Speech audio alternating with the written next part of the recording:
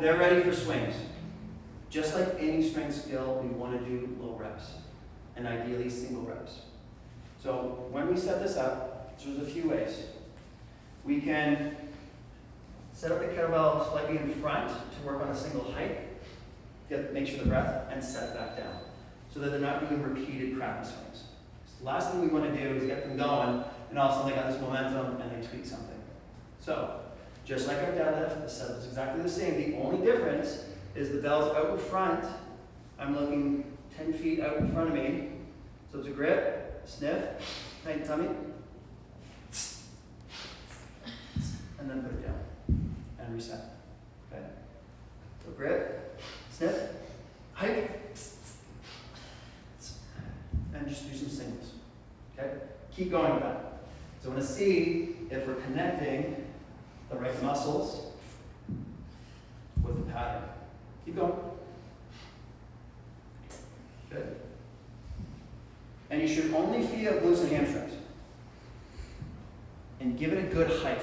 So really pull it back and then let it go. Good. Sniff, grip, hike, lift. Good.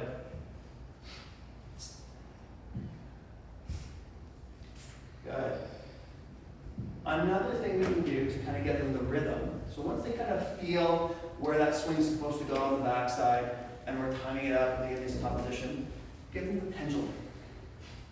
Little baby swings. So it's just a little swing right here, and it's teach them to lock and time the glutes and the core at the top, finish position. And if they're doing it right, it feels very easy. If it feels struggling, then the timing is off, the breath is off, the bracing is off. Okay? So if it's slow, here I'm bracing too much. And where's my kettlebell? It's too low, because I'm releasing the hips too soon. I want to keep it here. So you're almost playing chicken with it. The arms should come down, connect with the body, and you quickly release the hips. So now the kettlebell's connected, that's better. And push the hips up faster. Up, stand up, push, good. Lock the hips, glutes. So it should kind of pop off the hips. And if they're feeling comfortable, get them to increase the velocity and the amplitude. Good girl, keep going. Good, Chris has got it going here. Good. The hardest part is to wait. Yes. Yes. So this is where we can get caught by squatting the swing. And it's often because the client is getting too impatient to release the hips, and as they get here, they release the hips too soon. Where does my arc go?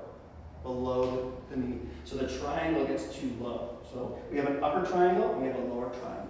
So the kettlebell then falls below the knees in the lower triangle. But the problem is the arc gets too big, and now I have a tendency to go in my back because it's not connected to my hips anymore. So what we do with our clients is we play chicken or we slow it down. So without the kettlebell, hands out in front. Okay, glutes are locked, ribs are down. Slowly, slowly bring it down. Be patient, be patient. When you feel the elbows contact the ribs, quickly release the hips. Reach back, reload, pop. So when the hips lock out here, it pops off. Because if I try and release the arms too soon, it's now disconnected from my butt. I have to lift with my arms and my lower back. So it's a game of patience. It's a game of chicken.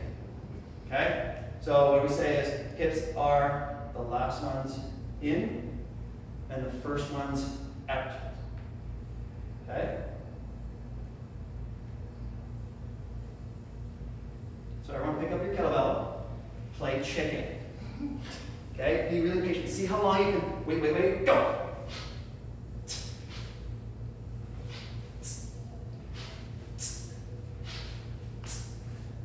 Good. Lock it at the top, be patient. Good. Pop those hips up a little bit more. Out of the bottom. There you go, hand. Float it. If you hit a good swing, no higher than your eyes. We're not going into American swings, those are trash. Good. No.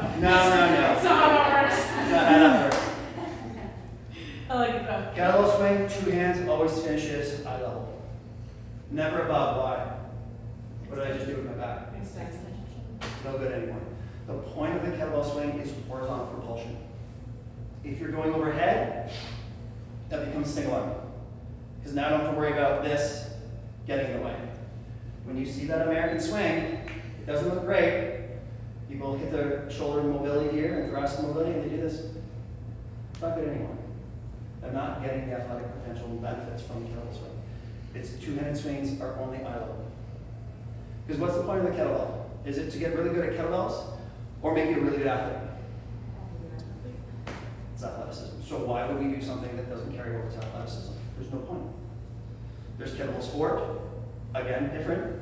So when you're doing the flips and whatnot, is there a lot of carryover to athleticism? Not really, because they're not finishing through the hips, and it looks cool, and it's a sport itself. So it's very specific. But if we are using the kettlebell for what it's designed for, is to make you an overall better athlete, then we do it the Russian way. Cool. So, someone's coming down and they're shorting the swing, meaning they are, you can't see that kettlebell out the back. They're not loading the hamstrings. What can we do to cue them to make sure that they're completing that bottom end of the swing so they can load the hamstrings and load the glutes so they get better propulsion? So Mal's going to demonstrate a short swing. It's called shorting the swing. Okay. So I can see half the kettlebell come out the back here. So I'm going to be like, Mal, I want you to hit my hand with the kettlebell. There. Right? You can use a clipboard, you can use whatever you want, play a little chicken with it, be a little patient. That's better. That's better. And it's fine, like if they're doing it, let them struggle with it, get them tired. Because fatigue will also force them to do it right. Because she's fresh, she found some compensations and a different way to do it. But I'm like, okay, keep doing that. And to make it easier, you will find the most efficient way, which will be shorten the arc, drive the hips, hit that bottom range more effectively because you can use the elastic energy. You don't have, because if you short the swing, I have to use muscle, purely muscle, to pull it out. Whereas if I hit that stretch, I get that elastic recoil from the fascia muscles, pulls it out automatically. Okay? So everybody try some swings. I'm going to come around and see if anybody's short the swing. Okay?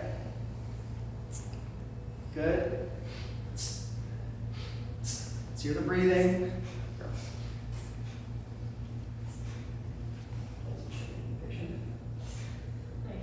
That's it right there. That was it right there. Good. Don't let your knees hit you. Good. So again, and there you go. Snap. Good. So again, shorting the swing or squatting the swing, just put a block right in front of the knee here, and automatically the swing got shorter here, or into the upper, and it got longer in the backside. Okay? But the key thing is looking for these things. So if someone's overextending, create a barrier at eye level. Don't hit my hand. Don't hit my hand. What if, because I noticed in the beginning, I was getting to here. Yep. Does it matter?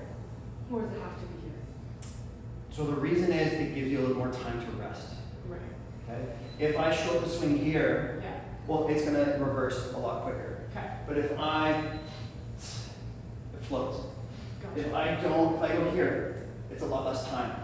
Okay. The point is if I I get want the to swing do up here, I can float it. Well, we'll be doing that, but that was But that's like just releasing energy. Yeah. Is that? Yeah. But the point of it is, it's got to float and becomes weightless. That makes sense. So that's so that. you want that ideal. You want that idea. Okay. Because you don't want tension all the time. Yeah. Because what's movement? Tension on, tension off, tension on, Right. tension off. It's teaching timing and sequencing of tension on, tension off. Right. Tension on all the time, not efficient. Okay? Not fast. You gotta relax, contract, relax, contract. Yeah. So it's teaching you to release. Striking, which again, martial arts uses this because it creates tension and releases that energy or that force, and then it releases the tension. Kettlebell teaches the same thing. Generate that force on the backside for propulsion. Now, if you're giving someone high reps or short reps or lower reps, sorry. At least for me, when I do kettlebell swings, it takes me at least 5 before I start actually counting. Because I need it to feel good before before I start doing Sure. it. So like, can you start your count once they got it? Sure. Or like, because like I need to find that momentum. Yep. Okay. When is essentially somebody done with a set? What type of failure? When you're formed up. Yeah, form failure. Doesn't look, if it starts to look crappy, it'll start to look crappy before it starts to feel crappy. So if you can catch those mechanical faults first, if you can't cue them out of it, or they're failing, practice is over, do something else. Because it's about that perfect form every single time to build the neural networks and to increase efficiency. Okay? Everybody grab a slightly heavier kettlebell than what you're used to. God damn. I grabbed the heavy one to start. I have a 16. There's another technique we can use. Okay. There's something else we can use.